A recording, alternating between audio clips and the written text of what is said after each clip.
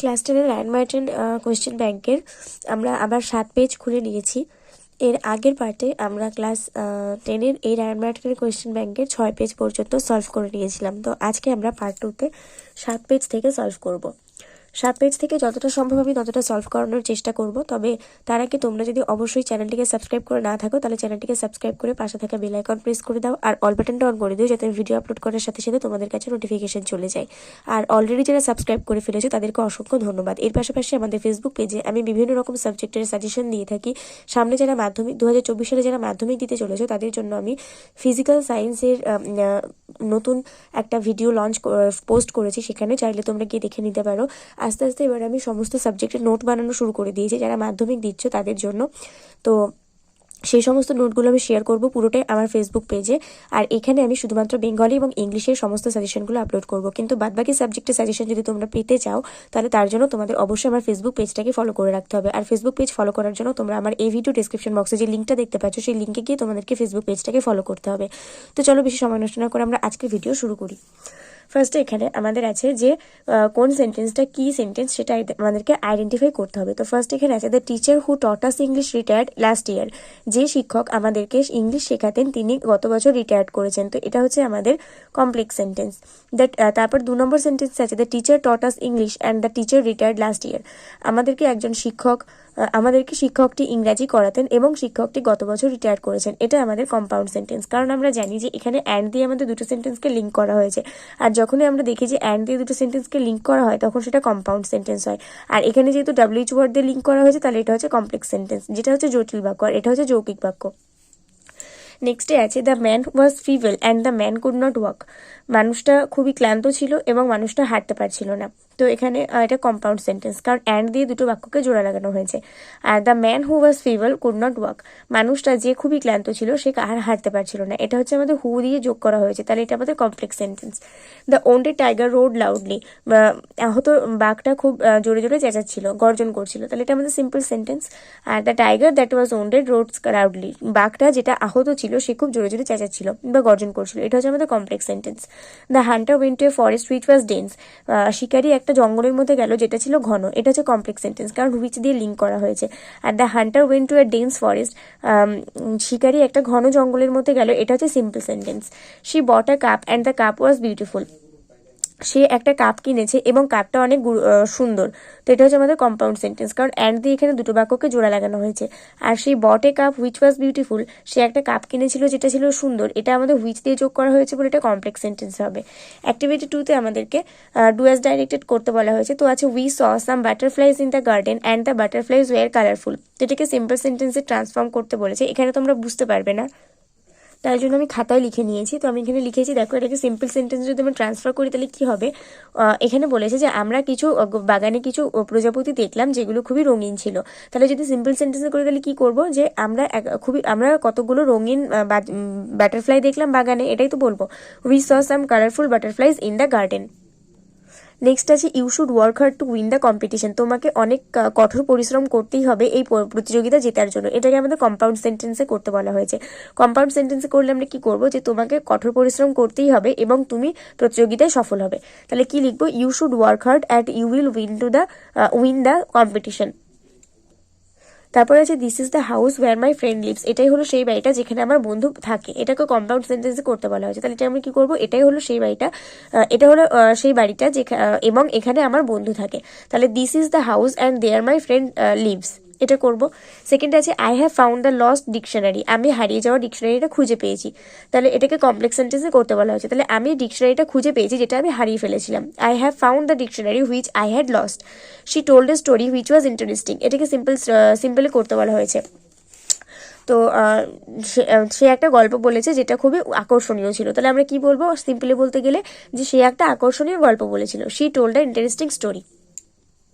Next activity based on ফাংশনের activity 1-এ আছে the girls are dancing, এটা কি ধরনের সেন্টেন্স সেটা আইডেন্টিফাই করতে হবে। মেয়েগুলো নাচছে, তো এটা অ্যাসার্টিভ বা নির্দেশক বাক্য। আর দ্য গার্লস ড্যান্সিং, এটা আমাদের ইন্টারোগেটিভ, কারণ আমরা কোয়েশ্চেন মার্ক দেখে বুঝতে পেরে যাচ্ছি এখানে একটা প্রশ্ন করা হয়েছে যে মেয়েগুলো কি নাচছে, তাহলে এটা ইন্টারোগেটিভ সেন্টেন্স। নেক্সট 8 পেজে আছে প্রথমে the spectators were very excited, দর্শকবৃন্দ খুবই উত্তেজিত ছিল। এটাও আমাদের অ্যাসার্টিভ বা নির্দেশক বাক্য। তারপরে পাশেই আছে how excited the spectators were, দর্শকবৃন্দ কতই না উত্তেজিত ছিল। তাহলে এটা আমরা বুঝতে পারছি এক্সক্লামেটরি, কারণ এখানে এক্সক্লামেটরি সাইনটাও আমরা দেখতে পাচ্ছি। Do you prefer swimming in rain, তুমি কি বৃষ্টির মধ্যে সাঁতার কাটাটা পছন্দ করো? এটা হচ্ছে ইন্টারোগেটিভ, কারণ এখানে কোয়েশ্চেন মার্ক দেখে আমরা বুঝতে পারছি এখানে একটা কোয়েশ্চেন করা হচ্ছে। You prefer swimming in rain, তুমি বৃষ্টির মধ্যে সাঁতার কাটাটা পছন্দ করো। এটা হচ্ছে অ্যাসার্টিভ বা নির্দেশক বাক্য, কারণ এখানে একটা নির্দেশ করে কিছু কথা বলা হচ্ছে। হাউ ফরচুনেট ইউ আর, তুমি কতই না ভাগ্যবান। এটা আমাদের এক্সক্লামেটরি, কারণ এখানে এক্সক্লামেটরি সাইন দেখে আমরা বুঝতে পেরে যাচ্ছি। ইউ আর ভেরি ফরচুনেট, তুমি খুবই ভাগ্যবান। এখানে আবার অ্যাসার্টিভ বা নির্দেশক বাক্য এখানে লেখা হয়েছে। ইট ইজ এ লার্জ বক্স, এটা খুবই বড় বাক্স। তো এটা হচ্ছে অ্যাসার্টিভ বা নির্দেশক। Is it A large box, এটা কি একটা বড় বাক্স? এটা হচ্ছে প্রশ্নসূচক বা ইন্টারোগেটিভ, কারণ এখানে কোয়েশ্চেন মার্ক আছে। তারপরে অ্যাক্টিভিটি 2-তে আবার আমাদের ডু অ্যাজ ডাইরেক্টেড আছে। প্রথমটা আছে the Apple is very sweet, এটাকে যদি এক্সক্লামেটরি সেন্টেন্স আমাদের করতে বলা হয় তাহলে আমরা কি লিখবো? The Apple is very sweet মানে আপেলটা খুবই মিষ্টি। তো এটাকে যদি আমরা এক্সক্লামেটরি করে দিই আপেলটা কতই না মিষ্টি, এরকম তো করবো। তাহলে এটা হবে how sweet the Apple is. তারপরে হচ্ছে some days are barking, some dogs are barking, কিছু কিছু কুকুর খুব ঘেউ ঘেউ করে। এটাকে যদি ইন্টারোগেটিভ করা হয় তাহলে কি হবে? কিছু কিছু কুকুরকে ঘেউ ঘেউ করে, তাহলে এটাকে আমরা প্রশ্ন করবো আর সাম ডগস বার্কিং। এখানে শুধু অক্সিলারিটা আমাদের আগে চলে আসবে, তাছাড়া সব একই রকম থাকবে। Was the ship sinking in the sea, ওই জাহাজটাকে জলে সমুদ্রে ডুবে যাচ্ছে। এটাকে আমরা কোশ্চেন থেকে অ্যাসার্টিভ করতে বলা হয়েছে আমাদেরকে। তাহলে জাহাজটা সমুদ্রে ডুবে যাচ্ছে, এটাই হচ্ছে আমাদের assertive. The ship was sinking in the sea, শুধু ওয়াজটা আমাদের এই ভার্বের আগে চলে আসবে। What a horrible incident it is, কতই না এটা একটা ভয়ঙ্কর ঘটনা। তাহলে অ্যাসার্টিভে আমরা কি করব? এটা খুবই ভয়ঙ্কর ঘটনা। It is a very horrible incident. Have you seen my purse, তুমি কি আমার টাকার ব্যাগ দেখেছো? এটাকে অ্যাসার্টিভে করলে কি করব? যে তুমি আমার টাকার ব্যাগ দেখেছো। তাহলে you have seen my purse, হ্যাভটাকে আমরা শুধু সিনের আগে বসিয়ে দেবো। It is a large box, এটা তো বললাম। এরপরে আমাদের আছে স্প্লিটিং অফ সেন্টেন্সেস। অ্যাক্টিভিটি 1-এ কি বলা আছে দেখো। Sunita will go to the book store and she will buy some story books, Sunita একটা বইয়ের দোকানে গেল এবং সেই কিছু বই কিনলো। এটাকে যদি আমাদের স্প্লিটিং করতে হয় তাহলে কিছু করা লাগবে না, শুধু প্রথম সেন্টেন্স হবে Sunita will go to the book store full stop, she will buy some story books, ব্যাস এই দুটো সেন্টেন্স হবে। সেকেন্ড আছে I saw the monkey sleeping peacefully, তো এখানে আমরা কি করব? তো এখানে আমরা এরকম ভাবে লিখবো যে মানে এখানে লেখা আছে যে আমি কিছু শান্তিতে ঘুমানো মাঙ্কিকে দেখেছি। তাহলে যদি এটাকে স্প্লিটিং করতে তাহলে কি লিখবো? আমি কিছু বাদরকে দেখেছি ফুল স্টপ, তারা শান্তিতে ঘুমাচ্ছিল। তাহলে এরকম ভাবে লিখবো I saw the monkeys full stop they were sleeping peacefully. দেখতে পেয়েছো? I saw the monkeys full stop they were sleeping peacefully. তারপরে আছে যে the sun rose and we started climbing the mountain, সূর্য উঠলো এবং আমরা পাহাড়ে চড়তে শুরু করলাম। তাহলে এখানে যদি আমাদেরকে এটা স্প্লিটিং করতে বলা হয় তাহলে আমরা কি করবো? The sun rose full stop we started climbing the mountain, এটা হচ্ছে আনসার। তারপরে আছে the morning was foggy so I could not see anything, সকালটা কুয়াশাচ্ছন্ন ছিল তাই আমি কিছু দেখতে পাইনি। তাহলে এখানে স্প্লিট করলে কি করবো? The morning was foggy full stop I could not see anything, আমি কিছু দেখতে পাইনি। Everybody knows that he is an intelligent বয়, সবাই জানে যে সে একজন বুদ্ধিমান ছেলে। তাহলে এখানে আমরা যদি ফুল স্প্লিট করে তাহলে কি হবে? এটাকে আমরা আগে লিখবো, এটাকে আমরা পরে লিখবো, কারণ আমরা জানি যে যদি কোনো বাক্য দ্যাট দিয়ে লিঙ্ক করা হয় তাহলে তার লাস্টে যেটা থাকে সেটাকে আমাদের আগে নিয়ে চলে আসতে হয়। তাহলে এখানে হি ইজ অ্যান ইন্টেলিজেন্ট বয়, এটা হচ্ছে আমাদের ফার্স্ট সেন্টেন্স। তারপরে আমাদের সেকেন্ড সেন্টেন্স হবে এভরিবডি নোজ ইট, দ্যাট হবে না কিন্তু, এভরিবডি নোজ ইট হবে। দ্যাট থাকলে তার জায়গায় সবসময় ইট হয়। এখানে যে সমস্ত রাইটিংগুলো আছে এগুলো আমি তোমাদেরকে অন্য একদিন করিয়ে দেবো। যেহেতু আমরা শুধু গ্রামার করছি তাই আমরা শুধু গ্রামারই করবো। এরপর আমরা চলে এসেছি 11 পেজে। 11 পেজে ট্রান্সফর্মিং অফ সেন্টেন্সেসে আমাদের আছে প্রথমেই the person always speaks the truth. এখানে আমাদের বলা হয়েছে অ্যাফার্মেটিভ থেকে নেগেটিভ সেন্টেন্সে ট্রান্সফর্ম করতে, তো এটা আমাদের অ্যাফার্মেটিভ সেন্টেন্সে আছে। তো এটাকে যদি আমরা নেগেটিভ সেন্টেন্সে করি তাহলে কি হবে? The person always speaks the truth, এটার মানে হচ্ছে লোকটা সবসময় সত্যি কথা বলে। তাহলে নেগেটিভে কি হবে? লোকটা কখনোই মিথ্যে কথা বলে না, এটাই হচ্ছে আমাদের আনসার। তাহলে আমরা এখানে কি করব? The person never speaks the lie, the person never speaks the lie. তারপরে আছে দ্য ম্যান ইজ ইয়াং, লোকটি তরুণ। তাহলে এটাকে নেগেটিভে করলে কি করবো? লোকটি বৃদ্ধ নয়, এটা হচ্ছে আমাদের নেগেটিভ হয়ে যাবে। তাহলে the man is not old. My friend is clever, আমার বন্ধু চালাক। তাহলে এটাকে নেগেটিভ করলে কি করবো? আমার বন্ধু বোকা নয়। My friend is not foolish. Our house is small, আমাদের বাড়িটা ছোট। তাহলে নেগেটিভ করলে হবে আমাদের বাড়িটা বড় নয়। Our house is not big. The old man is happy to see the stranger, বুড়ো মানুষটা ওই অপরিচিত লোকটিকে দেখে খুবই খুশি হয়েছে বা সুখী হয়েছে। তাহলে এটাকে আমরা কি লিখবো, যে বুড়ো মানুষটা অপরিচিত লোকটাকে দেখে অসুখী হয়নি। The old man is not unhappy to see the stranger, এটা হচ্ছে আমাদের অ্যান্সার। নেক্সট অ্যাক্টিভিটি 2 তে আছে দ্য রোড ইজ নট, এখানে আমাদের নেগেটিভ থেকে অ্যাফার্মেটিভ করতে বলা হয়েছে, নাবাচক থেকে হ্যাবাচক। The road is not smooth, রাস্তাটা মসৃণ নয়, তার মানে কি রাস্তাটা এবড়ো খেবড়ো। The road is rough, ROUGH, rough. Ritesh is not a careless person, Ritesh কিন্তু দায়িত্বজ্ঞানহীন বা গুরুত্বহীন মানুষ নয়। তাহলে রিতেশ খুবই গুরুত্বপূর্ণ বা দায়িত্বজ্ঞান সম্পন্ন মানুষ। Ritesh is a careful person, যত্নবান মানুষ। No one left the hall, কেউই হলটাকে ছেড়ে যায়নি, এই ব্যাপারটা ভালো করে বুঝবে। No one left the hall, কেউই কিন্তু হলটাকে ছেড়ে যায়নি, তার মানে কি সবাই হলের ভেতরেই আছে, এটাই আমাদেরকে হ্যাবাচকে করতে হবে। কেউ হলটাকে ছেড়ে বেরোয়নি মানে everyone is inside the hall, সবাই হলের মধ্যেই আছে, এটা হচ্ছে আমাদের হ্যাবাচক। The box I lifted was not light, যে বক্সটা আমি তুলেছি সেটা হালকা ছিল না, তার মানে কি যে বক্সটা আমি তুলেছি সেটা ভারী ছিল, তাহলে অ্যাফার্মেটিভ হয়ে যাচ্ছে। The box I lifted was heavy, HEAVY। এখানে দেখো তোমাদের এই গ্রামারটা একটু ভুল আছে প্রিন্টিং মিস্টেকের কারণে, সঠিক গ্রামারটা কি সেটা আমি তোমাদেরকে খাতায় লিখে দেখাচ্ছি। রান মার্টিনের কোয়েশ্চেন ব্যাংকে আমাদের এখানে এই ডিড নটটা দিতে ভুলে গেছে, কিন্তু এই ডিড নটটা আমাদের এখানে হবে কারণ আমরা নেগেটিভ থেকে অ্যাফার্মেটিভ করছি। He did not introduce the topic in a very ডাল ম্যানার, সে এই বিষয়টাকে কিন্তু খুবই খারাপ ব্যাপার নিয়ে কিন্তু বোঝায়নি, তার মানে কি সে খুবই তীক্ষ্ণ বুদ্ধির সঙ্গে তীক্ষ্ণ পার্সোনালিটির সঙ্গে ব্যাপারটাকে বুঝিয়েছে। তাহলে আমরা এখানে হ্যাবাচকে কি করব, he introduce the topic in a very sharp manner, SHARP, sharp manner. ঠিক আছে, এটা হচ্ছে এটার আনসার। এরপর এখানে আমাদের ডাইরেক্ট অ্যান্ড ইনডিরেক্ট স্পিচ, এটা আমাদের 12 পেজে চলে এসেছে। এখানে আমাদের ন্যারেশন চেঞ্জ আছে। তো ফার্স্ট আছে the girl said to me pass the ball please, মেয়েটি আমাকে বললো যে বলটা একটু পাস করুন। তাহলে এটাকে যদি আমরা ন্যারেশন চেঞ্জ করি তাহলে কি হবে, এটাকে আমরা লিখতে পারি যে দ্য গার্ল রিকোয়েস্টেড মি, যেহেতু এখানে প্লিজ বলা হয়েছে তাহলে এখানে আমরা রিকোয়েস্টেড দিতে পারি the girl requested me two pass the ball. আমরা জানি যে অনুজ্ঞাসূচক বাক্য বা আদেশসূচক বাক্যে কোনো ভার্বের কোনো চেঞ্জ হয় না। তাহলে তারপরে আছে father said to his son may you live long, বাবা তার পুত্রকে বলছে যে তুমি অনেকদিন দীর্ঘজীবী হও, তুমি অনেকদিন বাঁচো। তাহলে বাবা তার ছেলের জন্য উইশ করছে, তাহলে father wished for his son that he might live long, that এখানে লিঙ্কার হিসেবে বসেছে, আর যেহেতু পুত্রকে বলছে তাই মেল যেহেতু তাই হি হবে, মেয়েটা মাইট হবে, লিভ লংটা লিভ লংই থাকছে। তারপরে আছে how beautiful the flower is he said to me, তাহলে he exclaimed me with wonder that the flower was very beautiful, সে আমাকে অনেকটা বিষয়ের সঙ্গে আমার সাথে বর্ণনা করলো যে ফুলটা খুবই সুন্দর ছিল। He exclaimed me with wonder that the flower was very beautiful. তারপরে আছে he said to the boy are you going to the market, সে ছেলেটাকে জিজ্ঞাসা করলো তুমি কি মার্কেটে যাচ্ছ। তাহলে হি আস্কড দ্য বয়, যেহেতু জিজ্ঞাসা করছে তাহলে হি আস্কড দ্য বয়, আর এখানে যেহেতু কোনো WH ওয়ার্ডের কিছু শুরু নেই আর দিয়ে আছে, তাহলে আমরা এখানে লিঙ্কের হিসেবে ইফ নিয়ে আসবো।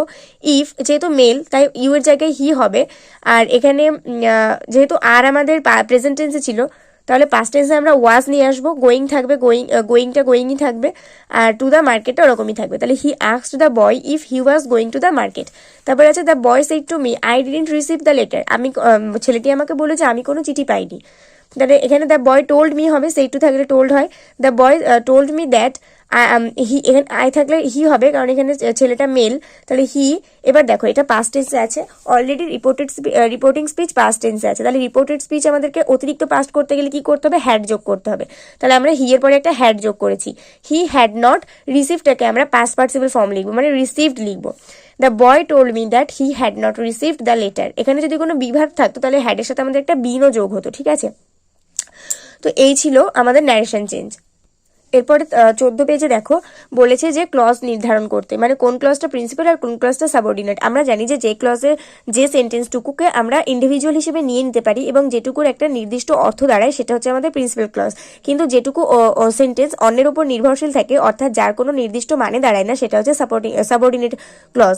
তাহলে ফার্স্ট সেন্টেন্সে দেখো when the sun came out last 7 years ago they were too young, তো এখানে দেখো দে ওয়্যার টু ইয়াং, এইটুকু মানে তারা খুবই ছোট ছিল, এটাকে আমরা ইন্ডিভিজুয়ালি ইউজ করতে পারি, দে ওয়্যার টু ইয়াং, তাহলে এটা হচ্ছে আমাদের প্রিন্সিপাল ক্লজ। কিন্তু when the sun came out last 7 years ago, যখন সূর্য 7 বছর আগে বেরিয়ে এসেছিল, এটার মানে কিন্তু পুরোপুরি কমপ্লিট হচ্ছে না, তাহলে এটা হচ্ছে সাবঅর্ডিনেট ক্লজ।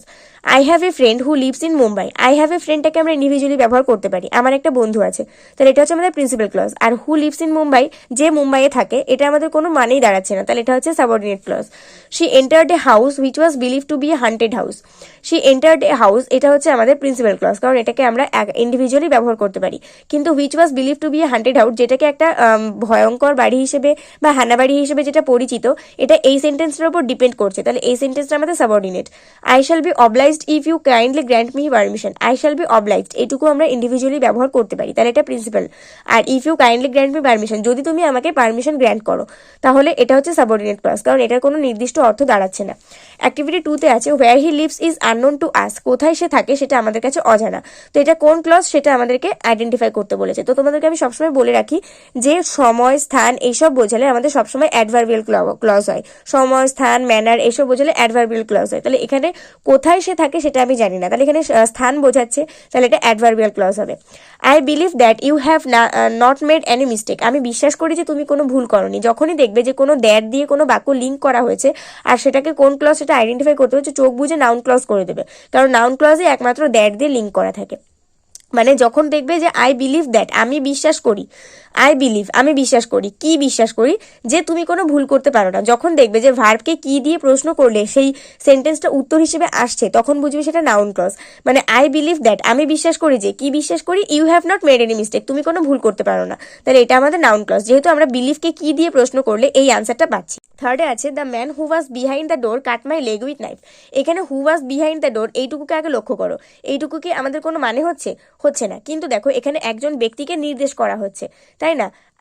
একজন মানুষ যে কিনা দরজার পেছনে ছিল, সে আমার পাটাকে ছুরি দিয়ে কেটে দিয়েছে। তাহলে এখানে দেখো যখন কোনো ব্যক্তিকে নির্দেশ করা হবে তখন কিন্তু সেটা অ্যাডজেক্টিভ ক্লজ হবে, ঠিক আছে?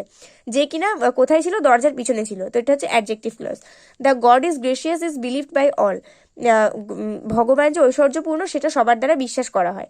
তো এখানে দেখো প্রথমে দ্যাট আছে, আর যখন আমি বললাম তোমাদেরকে যে that is believed by all, এটা সবার দ্বারা বিশ্বাস করা হয়, কি বিশ্বাস করা হয়, গড ইজ গ্রেসিয়াস, ভগবান ঐশ্বর্যশীল। তাহলে বিলিভডকে আমরা আবার কি দিয়ে প্রশ্ন করলে প্রশ্নের উত্তর পাচ্ছি, তাহলে এটা নাউন ক্লজ হবে।